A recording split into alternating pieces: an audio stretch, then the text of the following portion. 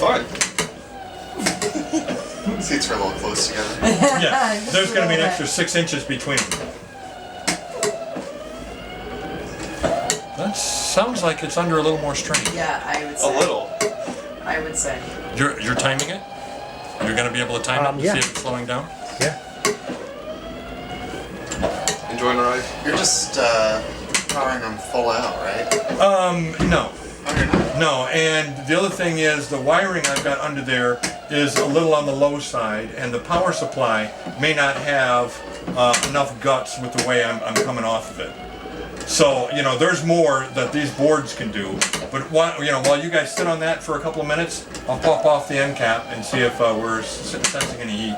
You know, it starts wherever it starts, generally center, and then tell one, go all the way back. Right. So then when it gets to 65, go ahead, stop you, and start the other one, going all the way to 100. When it gets to 70, stop you, go the other way. Now what's interesting is all the way back is not 65, it's not 70, it's 100. So the overshoot is going from 65 and trying to go past 100 is why you're hearing the knock. So there's a significant overshoot, even with a load on it.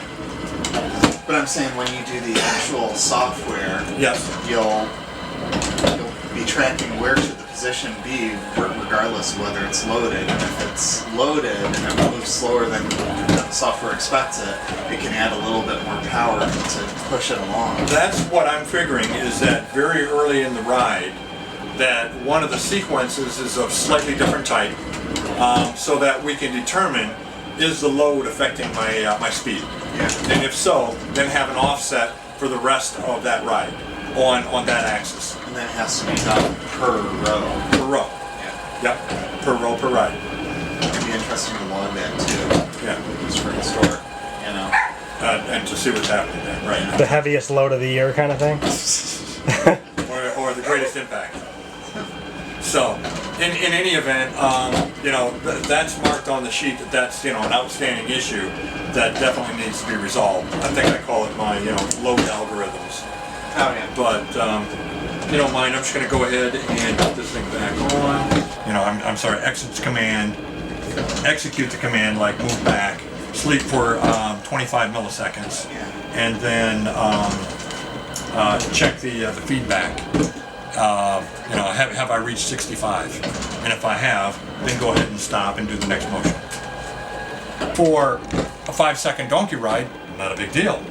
But there's enough drift everywhere that we need to keep resyncing, where are we? Where are we? And with sequence motions, then if I'm doing the where are we, then I've got all the overshoot issues. So it's going to be a combination of both, plus the loading and everything else. It's going to get a little weird, but I'm definitely going to give myself 4 weeks to solve all that. So, then the other thing is, logically there would be sequences that you'd really want to go, I want to go from here to here. And it should be roughly this amount of time. There's other sequences you really want to say, I want to start and I want to stop, period. I don't care if you're there or not.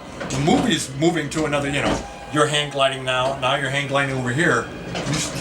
The chair should be in sync. So we've got to find I'll have to figure out how I want to do that and still maintain relative position. So, which means I really haven't figured out my approach yet. But whatever, we'll get there.